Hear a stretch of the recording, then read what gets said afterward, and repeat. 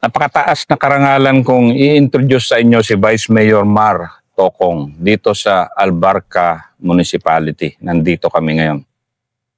And kaibigang tunay siya ng military for how many years na. Dahil napakadami niyang nagawa. And ikukwento rin niya, pero ako na muna magsabi ng introduction niya. Nandito kami sa munisipyo ng Albarca. Yung likod, nakikita nyo na napakalapit lang galing dito. Yan yung Hill 510. Abu Sayyaf Camp na malaki yan dati. Ang napakalapit dito. And ang isa sa mga proudest accomplishments ni Vice, siya nag-lead paano makuha yan. So ipapakwento natin yung kasaysayan ng Albarca through kay Vice Mayor Mar.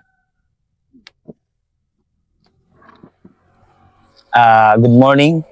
Ako po si Vice Mayor Mar Tocong. First time 2025. Sa katotohanan po, ang aming municipal munisipyo, ang dati higpit kasi noong unang 2016 ata yun, pinapasokan kami ng Abu Sayyaf nandito sa Hill 510. Noong panahon na yon,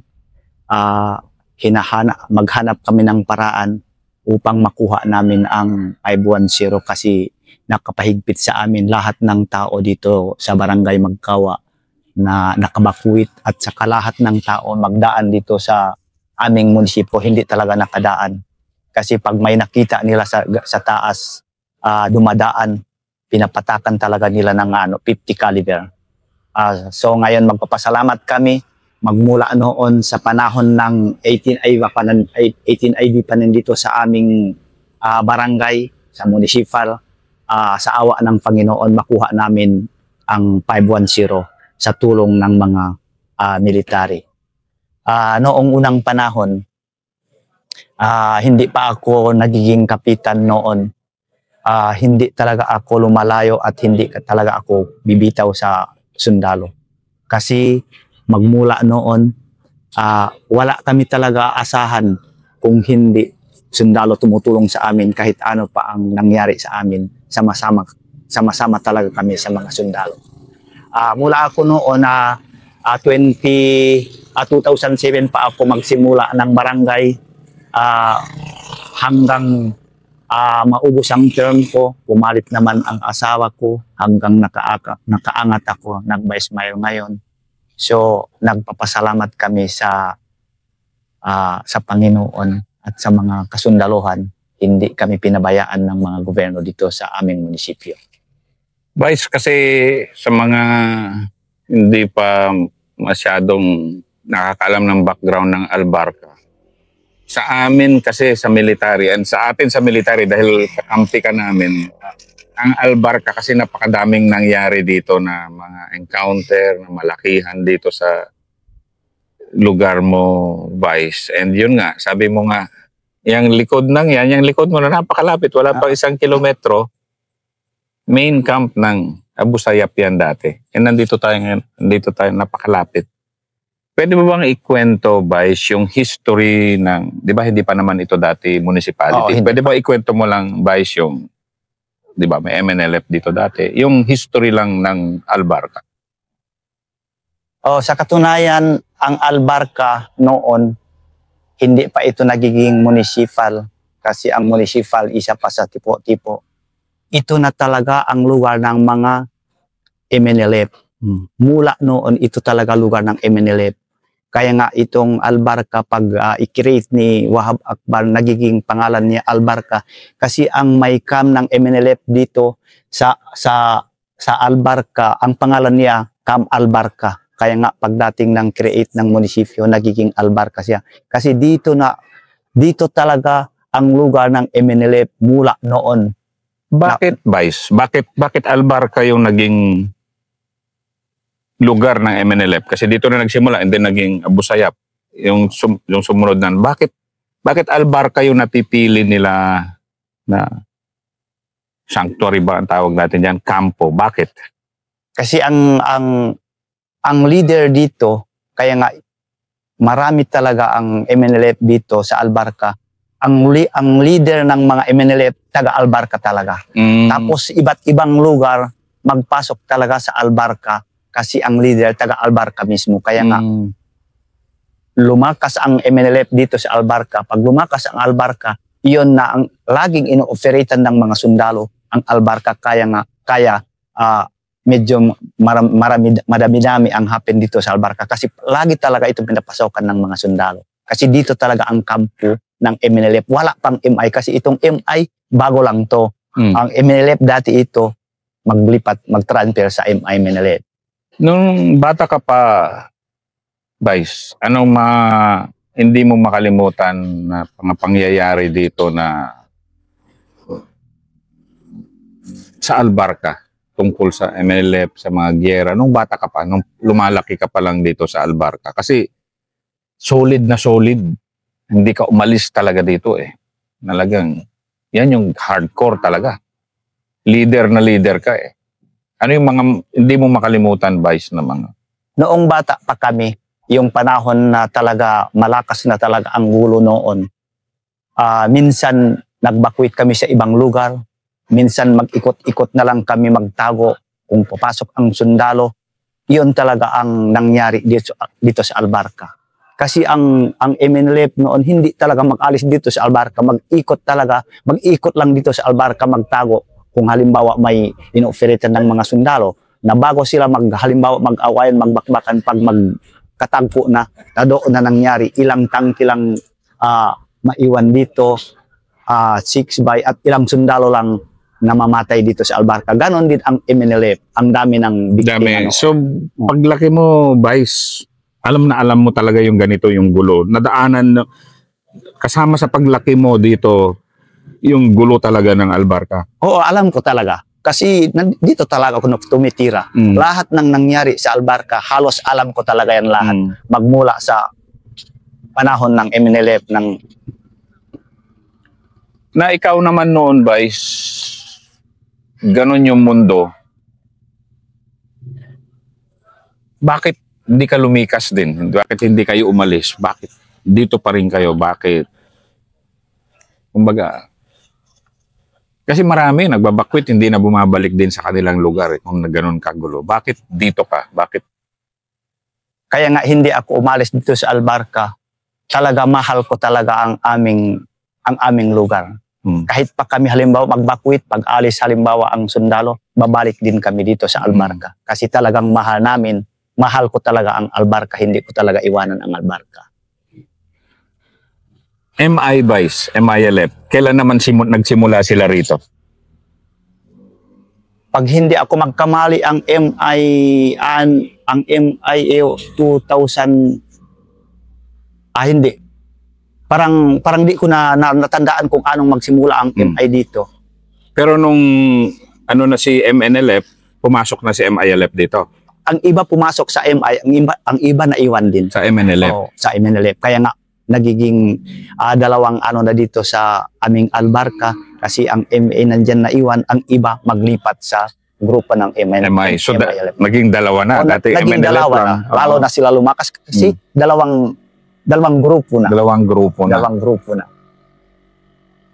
Kailan, Vice, pumasok ang Abu Sayyaf dito? Kasi nandito tayo ngayon kasi nasabi mo ito yung highway ng Abu Sayyaf noon na Kailan, anong taon sila nagsimulang pumasok dito? Pag hindi ako magkamali, ang Abu Sayyaf dito sa amin, siguro mga 2014 pa yan. Magsimula? Tapos yung, pag may member ng Abu Sayyaf dito sa aming Albarca, unti-unti, taga ibang lugar, lalo na sa Hulo, dumarating dito, yung mga dayuhan dito sa Albarca. Kaya nga, medyo dumami na sila dito sa aming munisipyo. Ulitin ko, Vice, bakit paborito nila dito? Dahil maganda yung terrain dito? Dahil marami silang kaalyansa dito? Dahil makapagtago sila rito? Ano ang meron yung Albarca na bakit dito? Katulad ng Abu Sayyaf, dito sila. Bakit? Ganon din. Ang gaya rin sa grupo ng MNLF at saka MNLF, may leader din sila dito sa Albarca. Ah, Gaya ni Sinul Hasan, sina Moton, sina Puruji. Kasi sila iyan, kahit hindi piyo si Puruji taga Albarca, taga Tipo-Tipo, kasi diyan sa kabila ng bundok ang lugar ni Puruji. Kaya nga dumami sila dito kasi taga dito mismo ang mag-leader sa Abu Sayyaf. ganun pala siya. Ganun. Pero pag leader nila, kadalasan pala, kasi sa NPA iba naman, di ba? Iba. Yung dito kasi pag mga Abu Sayyaf, MNLF, MILF pala, kung saan yung leader, kadalasan nandun ang sila mga member. nagkakampo. Nandiyan nagkakampo.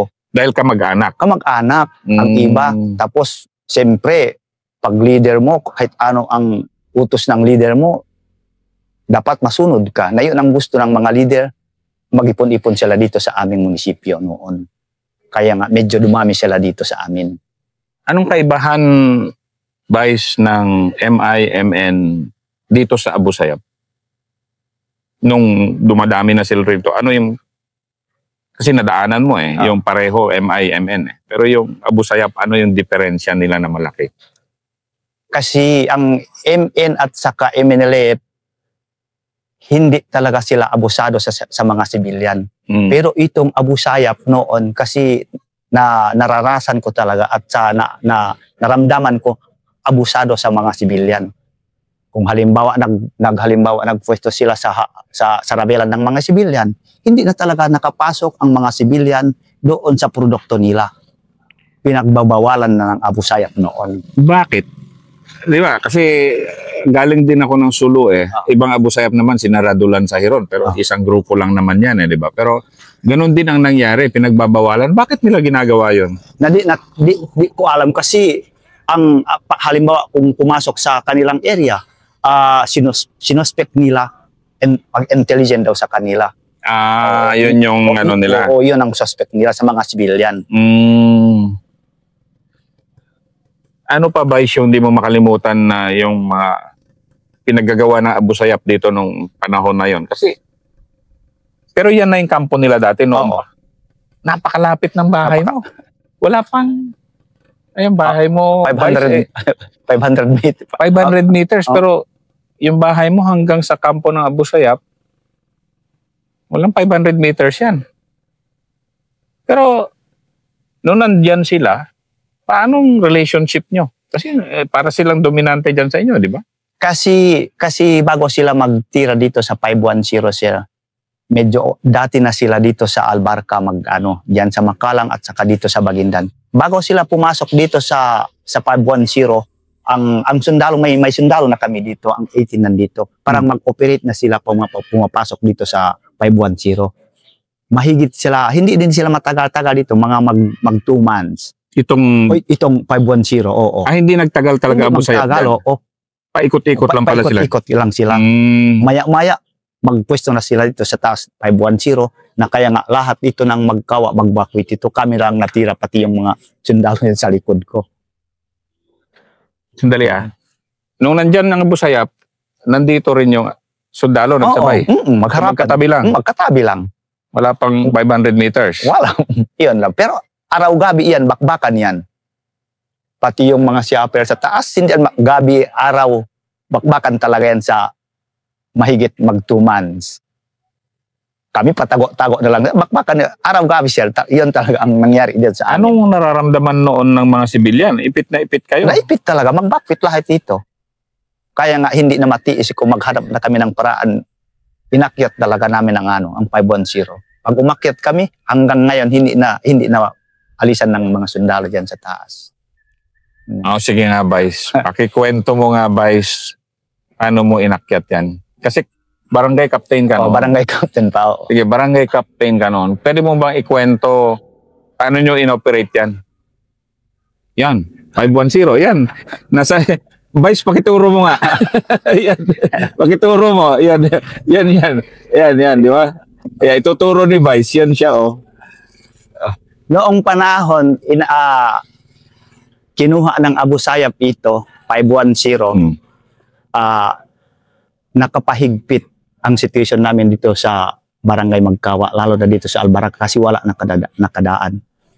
Isang oras, mag-meeting-meeting kami, pati yung mga kasamahan ko, yung mga bipat ko, sabi nila, sabi ko, hanapan natin paraan itong 510, kunin natin ito. Kasi pag hindi ito nakunin natin, wala talaga, hindi tayo nakauwi ng mga ating sibilyan, pati yung mga magdadaan, hindi nakadaan. Maya-maya, unti-unti inakyat namin ito. Sige nga, Oh. Vice, ituro mo lang, nakano tayo. Sige, saan kayo nanggaling? Dito kami talaga nanggaling. O, tapos, Unang akyat sila doon, 6 lang sila. yung tropa mo. Ang tropa ko, oo. Mm. Pag dito na sila sa taas, alam ko nandoon na sila sa gitna. Susunod kami 4, bali 10 lang kami lahat. Unang umakyat diyan sa taas ng bundok na yan. Pero, Pag binakbakan kayo. hindi, wala pang bakbak.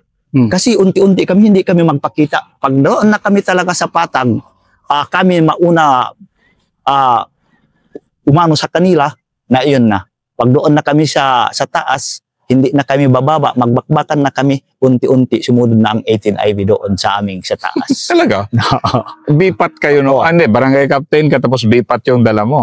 Bipat, kami lang yun unang nag-akyat dyan. Kasi itong kwento na ito kasi, ngayon kasi na maraming mga banta din sa atin ng mga dayuhan na kaya daw tayong sakupin. Dito, itong kwento ni Vice Mayor ngayon, BPAT, Barangay Peacekeeping Action Team.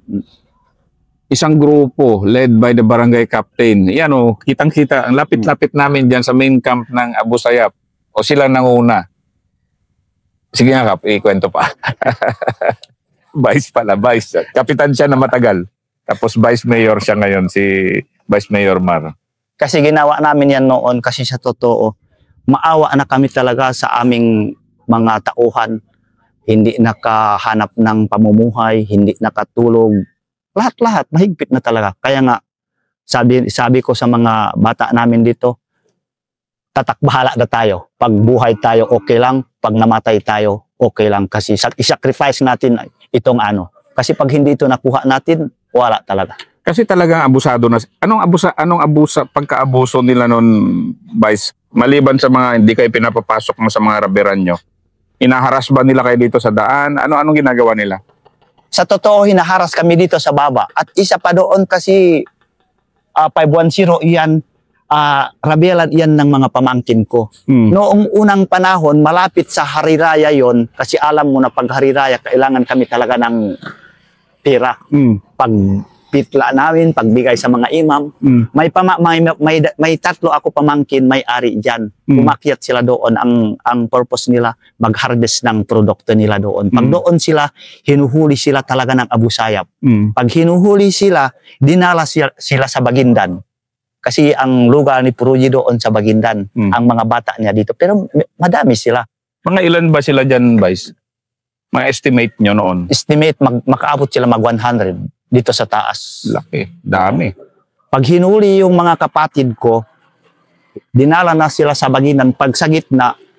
Pero yung pamangkin ko, hindi may tago pa sila 45, 9mm. Pag sa gitna, 3 ang security nila. Isa M203 ang baril niya, yung 2 M16. Mauna ang pamangkin ko pati yung nag M203, pag sa gitna binaril niya yung security niya mag M203. Pag binaril niya yung escort nila, nakuha pa nila ang M203 ng Abu Sayyaf, sabay sila tumakbo. Iyon ang talagang abusado sila sa mga civilian. Produkto na hindi pa nakuha na ng may-ari. Iyon ang dahil. So kaya nung kumbinsihin mo sila na ako ang leader nyo, akyatin na natin yan, nasa likod natin yung sundalo. Yung mga tao mo, mga bipat mo, wala ring... hindi tatanggi. Walang tanggi na, talagang tuloy-tuloy na. Tuloy-tuloy kami, tuloy-tuloy talaga. Pero matindi-tindi yan, Vice, medyo sobrang delikado yan. Kumbaga halos suicidal yung ginawa nyo. Na bakit hindi delikado? Basta man nilang inakyat namin. At saka pag doon na kami sa taas, napakalaki pa ang bomba nila sa pinangdaanan namin. Iganyan na lang namin ang bomba ng mga Abu Sayyaf. Yung bala ng 105, yung ginawa nila, yung bala ng hindi pumutok, tapos kinuha nila, yun ang ilagay nila bomba. Noon. Yun ang kahigpit na situation ng namin. Mahigpit talaga. Para hindi ka panipaniwala kasi na napakalapit ng bahay nyo. Mahigpit, oo. Nandyan lang sa likod natin ng Hill 510. Bipat lang kayo, na ilan lang naman kayo. Anong armas nyo, Vice? M14, M16? M16, M14, yun ang armas namin, M23, Pero gabi, pinasok nyo o hindi? umaga. So, Umaga. hindi nila kayo napansin na Hindi napansin, bako kami napansin. Magputukan na kami sa taas. Sige nga, kwento mo nga, Vice, so nagputukan talaga. Pag-akyat nyo. Nagputukan talaga yan, sir. Bali ano pa yan, bali 2 araw pa kami magputukan dyan. Pero magputukan kami mga 3 oras, darating na ang mga sundalo, darating na ang MN, pati yung MI, may report na sa amin. Pero doon na kami bago sila mag... So kayo talaga nauna lahat. Kami talaga umuna. Ang tibay. Kami talaga umuna. Oh. Na grabe yung desisyon mo as kapitan nun, Vice, na akyatin yan na. Pero kailangan nyo dahil Kailangan talaga. Parang sobra-sobra na. Sobra-sobra na kasi parang wala ng solution pag hindi inakyat namin. Wala na. Kumbaga, wala na. Pang last na yon. Pang last option na. Napakadelikado talaga. Kasi pag-akyat nyo, sakalang nireinforcean na kayo ng MN, MI, sundalo. Sundalo, sabay na sila lahat. Yung iba kasi noong unang panahon, yung mga iba kasama namin dyan sa Buhay Piyang, na akyat na sila, magtakbo na sila dito sa amin, mag-reinforce na sila dito sa amin noon. Hindi, idol na idol kayo dito ng... Grabe. Yung nangyari sa amin noon. Hindi makuha-kuha itong 510 basta-basta. Yung mga SF mag-ikot, yung ibang sundalo mag-ikot lang, hindi makuha nila. Pero bakit nyo nakuha? Dahil alam nyo yung rota? Alam nyo yung ano ba? O bakit kayo nakapasok? Siyempre alam namin kasi may pamangkin kami, alam niya talaga. Alam niya yung lugar ng Abu Sayyaf doon. Yung kasi hindi pa sila abusado, doon ng pamangkin, hindi man ginalaw. Kaya nga, hinuli na sila, tapos mag-away na sila dyan sa taas. Kaya nga, inakyat na namin. Bakit? Kasi itong sinasabi kasi ni Vice ngayon, parang ito yung power ng mga mamamayan na sobra-sobra na yung pang-aabuso ng isang grupo katulad ng Abu Sayyaf na tama na andyan yung sundalo kaibigan namin, pero dahil kami nakakaalam ng lugar, kami mauna dahil alam nyo naman na tutulungan din naman talaga kayo ng sundalo na ano. Pero ibang tapang yun, tapang ng warrior na warrior yun, Vice eh. Warrior, sir. Nung patapos na Vice yung bakbakan nyo dyan sa taas, anong naramdaman mo nun? Na pagtapos na ang bakbakan dyan sa taas, kami, yung mga bipat bumaba na, tapos naglugar dyan hanggang ngayon, hindi na malis-alisan ng sundalo, 18 pa dati, pag-alis ng 18 dito sa amin, pumalit naman ang 45, hanggang ngayon na nandyan na siya. Nandyan na siya. May tropa na noon pa. Na sa taas. Oh.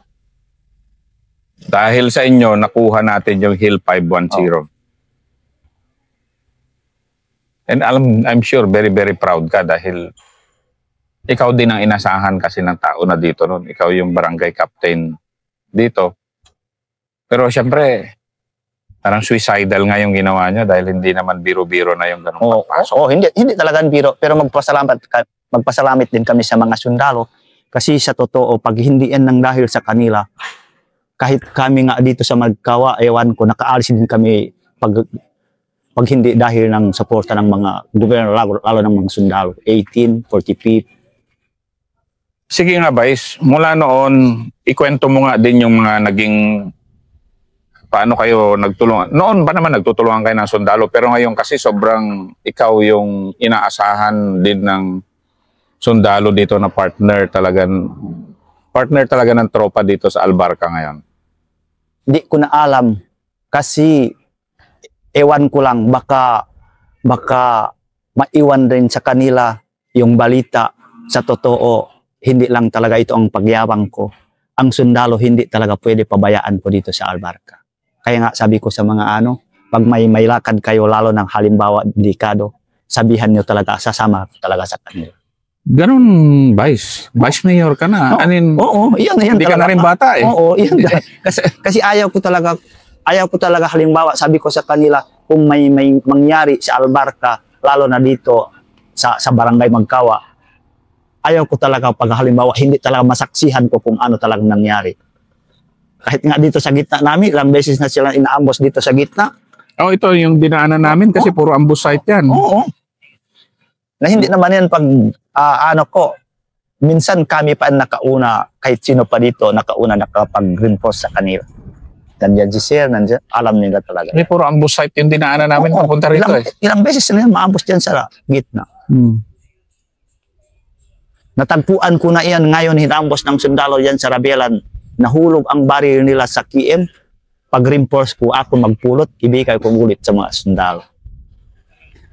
Dito sa Buhipiyang ganon din. Kasi hindi talaga pwede pabayaan namin ang sundalo dito kasi sa palagay namin, pagwala din ng mga sundalo dito, nakaawawa din kami. So dito sa kwento ni Vice ngayon, nakikita nyo yung ganitong kadelikado na lugar, ganitong katindi na lugar. Kasi hindi pa naman tapos yung gulo dito sa inyo, Vice. Yung tapang ng isang leader, local leader katulad ni Vice Mayor Mar, napakalaking bagay kasi dito mo kailangan yung leadership talaga na matibay talaga. Na, yun nga, ang masalamat naman ng Armed Forces ngayon, maganda talaga yung relationships ng Armed Forces katulad mo, na sa inyo katulad nyo, Vice. Hindi rin sa totoo, hindi rin matapang at hindi rin pero hindi ko talaga pwede pabayaan kung halimbawa yung kasama ko na hindi ko talaga pabayaan. Hindi masyadong tapang, pero pag mamalasakit lang sa mga Bakit, Vice? Matanong nga din kita, bakit ganun na lang din yung pagmamalasakit mo sa sundalo dito? Ano ba ang nagawa nila para sa iyo dito, para sa inyo dito sa Albarca? Kasi sa pananaw ko, ang sundalo, iyon talaga isa nakaprotekta sa mga community. Gaya ng sinabi ko, kaya nga minsan ilagay ko rin sa puso ko, pag hindi rin nandahil sa sundalo, di ko alam kung anong nangyari, lalo na dito sa aming barangay Magkawa. Kaya nga, hindi talaga pwede pabayaan ko ang mga sundalo dito. Iprotektahan ko talaga sila pag dito sa amin. Ang ganda pakinggan dahil sa ganitong extreme, kumbaga sa Pilipinas kasi marami na talaga rin yung peaceful na dito sa inyo. Kasalukuyan pa yung proseso, Vice, hopefully, mapayapa, ma-achieve yung kapayapaan. Pero ang ganda pakinggan kasi na may mga katulad mo na local government executives na solid yung katapatan din sa kanyang bayan, hindi niya iniiwan. And then, of course, happy kami sa Armed Forces na tiwalang-tiwala ka rin sa serbisyo ng Armed Forces sa inyo. Sige, Vice, pwede bang magpasalamat tayo ng kaunti sa yung katulad ni Frank na siya ang commander ng 45th dito ngayon. Sige. Malaki talaga ang pagpasalamat namin sa 45th IB. Totally sa ang aming kasama 18 pero okay sila, maglipat na sa aming bayan, wala kaming problema tungkol sa kanila, lalo na dumating na naman ang 45th, lalo na pinamumunuan ni Sir Frank Bailon, Battalion Commander. Magpapasalamat kami talaga sa kanilang IB, lalo na sa kanyang, kasi siya ang namumuno dito sa aming munisipyo. Maraming salamat, Vice Mayor Mar.